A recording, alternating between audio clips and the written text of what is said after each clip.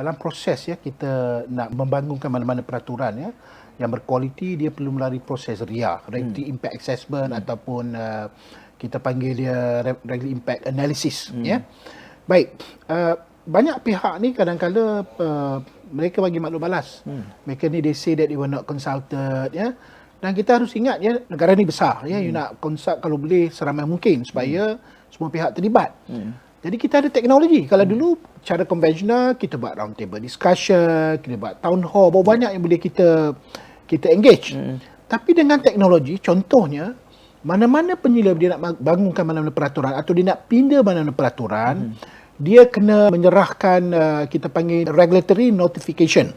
Dia kena maklum pada MPC, dia akan bagi apakah dia masalah ya, problem definition, kemudian apakah objektif dia nak memperkenalkan undang-undang tu ataupun dia nak ubah tu apa objektif dia. Masa yang sama juga apakah impak yang kita jangkakan dari segi cost ya, hasil dan sebagainya, whatever yang that requirement tu. Dan mereka akan submit pada kita dan kita akan buat analisa dan kita maklum semula pada mereka, dan ini ambil masa dan kadang-kadang lebih kurang sebulan hingga 3 bulan. Tapi melalui teknologi digital ni, tak perlu lagi mereka hantar secara hard copy. Kita dah ada satu sistem portal, isi je dalam maklumat tu, dalam 2 muka surat, kita boleh proses dalam masa hari yang sama juga kita boleh buat keputusan bahawa sama ada peraturan ni perlu melalui RIA ataupun tak perlu, ataupun RIA yang separuh saja ya, partial RIA ke ataupun full fledged RIA. Jadi ini sebenarnya kelebihan teknologi. Pada masa yang sama, tak kira di mana kita berada, kita boleh gunakan borang tu untuk kita submit. Ya.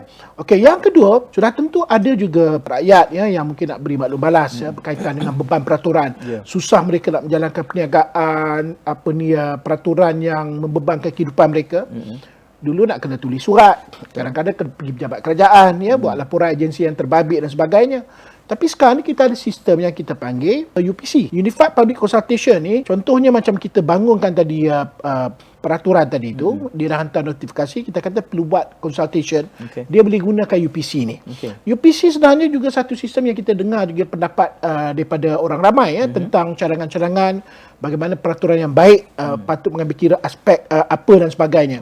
Tapi masa yang sama juga kalau kita lihat industri ni dia ada banyak isu-isu yang nak dibangkitkan. Jadi kita ada satu portal yang kita panggil My Mudah.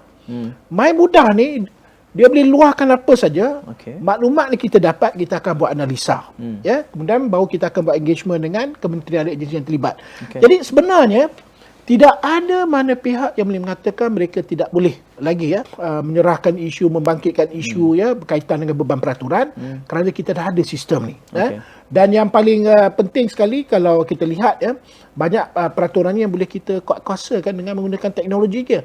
Contohnya kalau kita lihat ya, sistem di mana kita mengguna selain yang saya sebut tadi My Mudah, kita ada Unified Public Consultation Portal ya. Dan sekarang ni peraturan di mana orang banyak mengatakan dia tak tahu apakah garis panduan yang ada berkaitan dengan penggunaan lesen. So kadang-kadang dia nak kena pergi ke pejabat tu nak bertanya. Dan benda pun kadang yang terpampang pun kadang-kadang bukan yang terkini. So apa yang kita lakukan, kita kaji semua garis panduan ni, mana yang tak ada kita develop, mana yang dah ada tapi tak kemas, tak efisien, kita pertingkatkan lagi. Kemudian kita minta semua agensi kementerian ni yang dah ada garis panduan ni yang telah kita kemas kini, kita perbaiki, dia orang kena masukkan ke dalam website dia. Jadi kalau siapa nak mohon termasuk, tak perlu bertanya saya. Kita pergi ke website tu, kita akan melihat maklumat yang sama juga. Jadi interpretasi pun sama. Tak adalah benda ni nak kena pergi ke sana, ni dapat cara bertulis dan sebagainya. Ini yang kita lihat bahawa bagaimana teknologi digital ni mampu membantu mewujudkan ekosistem yang boleh mempercepatkan ya pembangunan peraturan, penilaian peraturan, termasuk juga penguatkuasaan peraturan yang telah kita bangunkan. Ini makna kekuatan teknologi yang sebenarnya boleh mempengaruhi ekosistem peraturan itu sendiri dalam negara Malaysia.